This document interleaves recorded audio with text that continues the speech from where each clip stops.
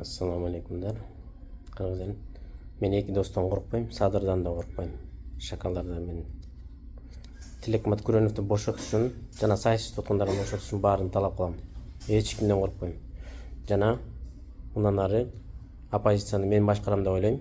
Оппозицияны болуш керек обязательно. Жана Садырга аз калды. Садыр деген Кыргызстандын менчиги эмес, бийлик анын менчиги эмес. Бул саткындар ойлоп атат окшойт, кыргыздардын баарынын оозун жабабыз деп. Оозун жаба албайсыңар эч кимдин. Кыргыздар деген улам камалган сайын оттой болуп күйүп, наоборот, кыргыздар көтөрүлөт. И сенден Содыржон ака, сенден эч ким коркпойт. Корккон да эмес. Мына мен мисалы үчүн сенден коркпойм. Исламга каршы чыккан сен эки дос, силерге аз калды. Сенден күчтүү болгон фараон, сенден күчтүү болгон Асад, сенден күчтүү болгон тиги Саддам Хусейн деле жок болгон. Сен эмне болуп турсуң айтсаң? Сенден эч ким коркпойт. Лично мен точно коркпойм сенден. Силердин бийлигиңерге аз калды.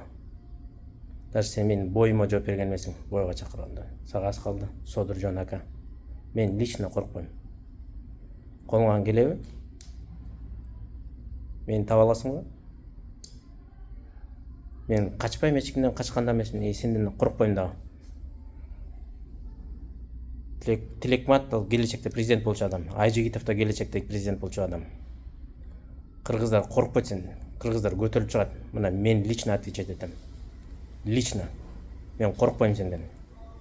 Колуңан келеби? Мен сени бойго чакыргам, бойго менин боюма жооп бер. Эки дос. Мен лично коркпойм. Силердин бийлигиңерге аз калды. Бийлик сенин менчигиң эмес.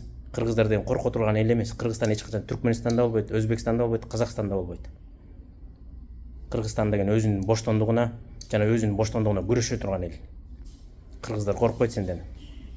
Ушуну билип, сага айтып коеюн, Содыржон ака. Ушуну билип ал. Бул башталышы гана.